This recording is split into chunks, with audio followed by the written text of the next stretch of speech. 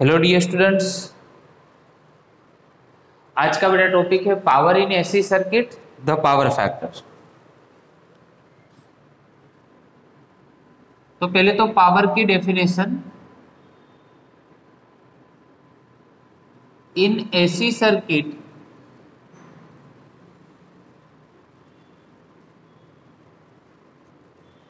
at which rate the energy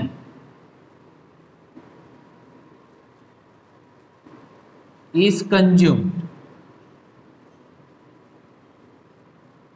is called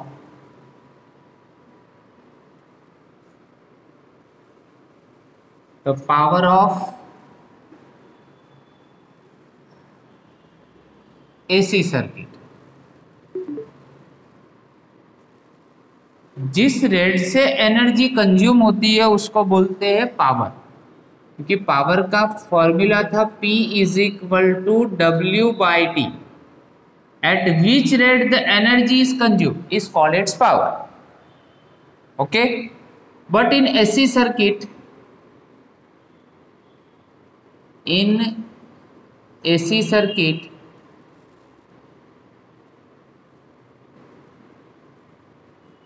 the average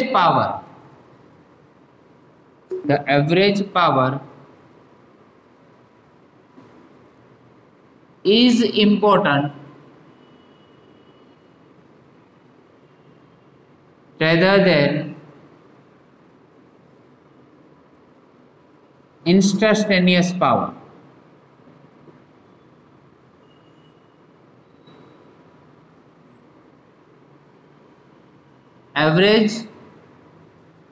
average power का ज़्यादा importance होता है एसी सर्किट में इंस्टेंटेनियस पावर के अकॉर्डिंग। तो जो एवरेज पावर होता है वही हमारा रियल पावर होगा। सो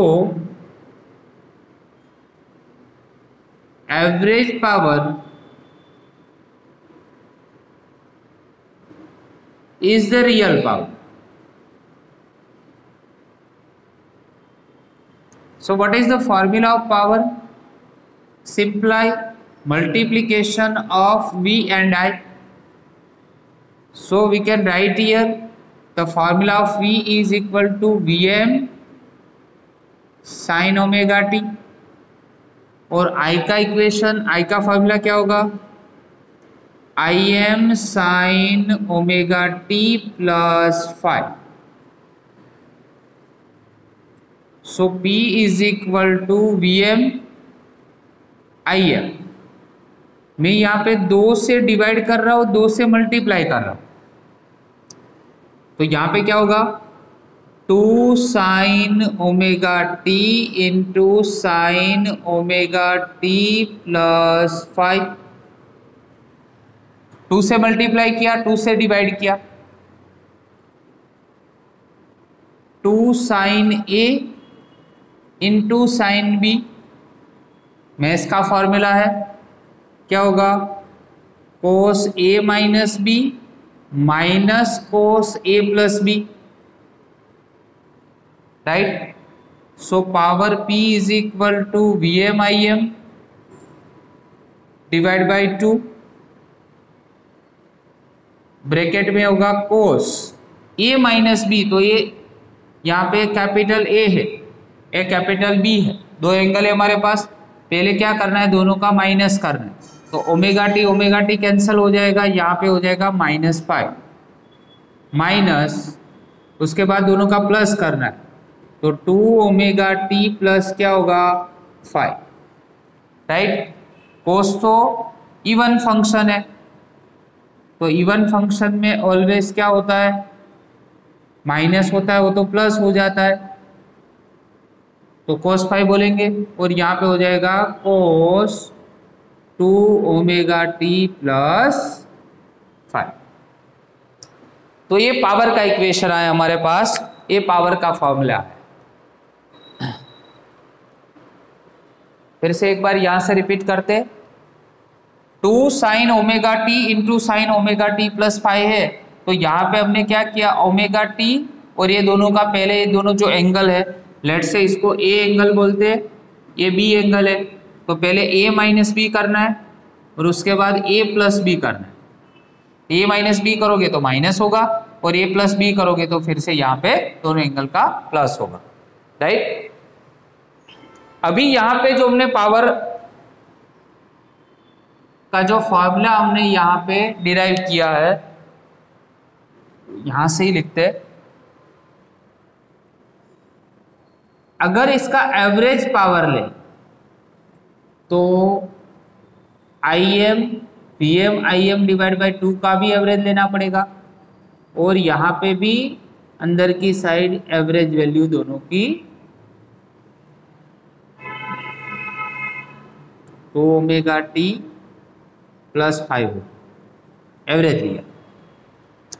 इसमें टाइम का फंक्शन है, इसमें टाइम का फंक्शन है, इसलिए cos 2 ओमेगा टी प्लस 5 की एवरेज वैल्यू ऑलवेज 0 होगी।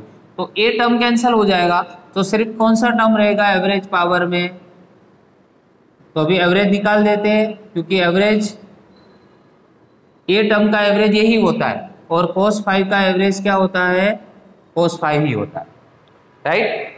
तो ये जो आपने लिखा है Vm Im divide by 2 into cos 5, फिर से एक बार यहां पे लिखते हैं कि average power of AC circuit which is given by Vm Im divide by 2 into cos 5। So average power Vm by root 2 लिख सकते हैं, यहाँ पे क्या लिख सकते हो Im बाई रूट 2 इंटू हो गया cos 5।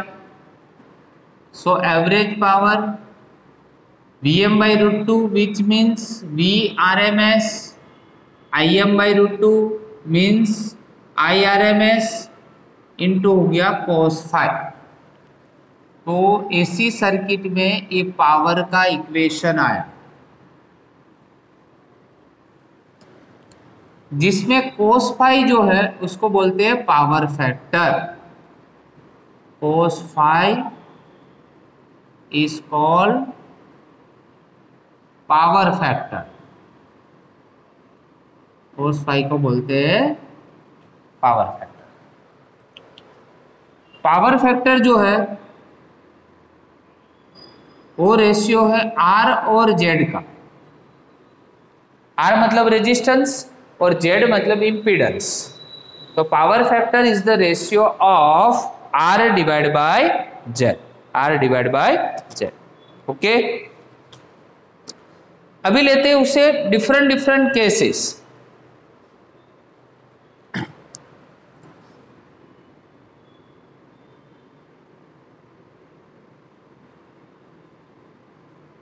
Describe the different cases of power factor।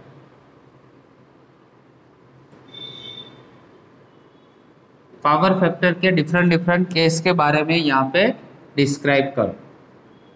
तो अभी P का हमारे पास फॉर्मूला है Vrms Irms into cos 5।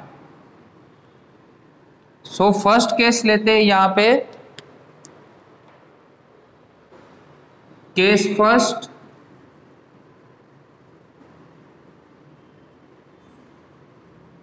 For only register. जिस एसी सर्किट में ओनली रजिस्टर है उसके लिए अगर पावर हमें डिफाइन करना हो तो कैसे करेंगे, ठीक है। तो देखो ओनली रजिस्टर की सर्किट में याद करो, चैप्टर के स्टार्टिंग में ही बताया था, जब एसी सप्लाई ओनली रजिस्टर को अप्लाई करते हैं तब करंट जो है वोल्टेज को फॉलो करता है। In this type I follows V। Current है वोल्टेज को फॉलो कर रहा है, इसलिए इसमें एंगल तो मिलेगा नहीं आपको, सो फाई 0 होगा। तो पावर कितना मिलेगा आपको, P is equal to V R M S को आप V बोल सकते हो, आई आर एम एस को आप I लिख सकते हो, इनटू हो गया बेटा cos 0, cos 0 1 होता है, तो पावर मिलेगा P is equal to V I के फॉर्म में। ठीक है, अभी सेकंड केस लेते हैं। Case number 2 for purely inductive और कैपेसिटिव सर्किट।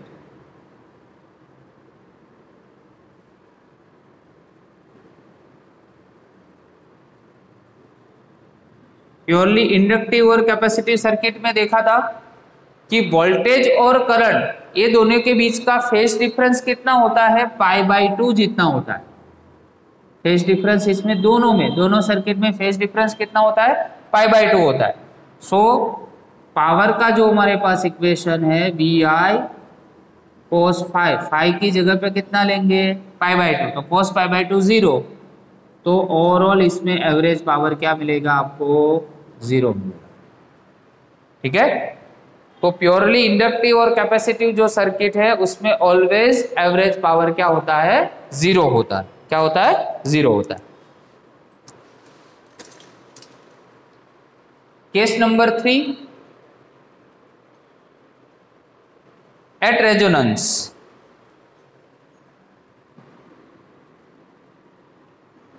केस नंबर 3 में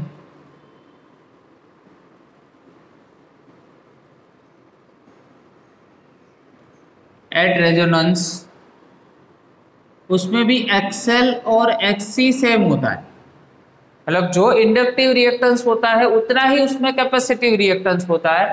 इसलिए तो हम इसमें लिखते थे ओमेगा नॉट एल और यहाँ पे लिखते थे 1 ओमेगा नॉट सी। तो ओमेगा नॉट स्क्वायर करोगे तो 1 क्या होगा, L C, so that omega not is equal to 1/√ऑफ एल सी। ये होगी रेजोनेंट फ्रीक्वेंसी।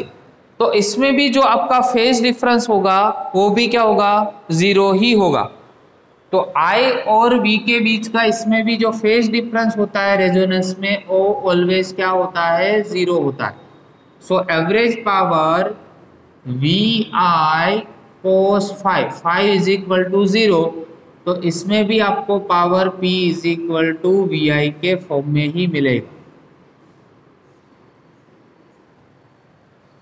सो आज हमने पावर फैक्टर के बारे में डिस्कस किया और पावर फैक्टर का जो फॉर्मूला था वो डिराइव किया और उसके साथ उसके डिफरेंट केसेस भी देखे। ठीक है, थैंक यू वेरी मच।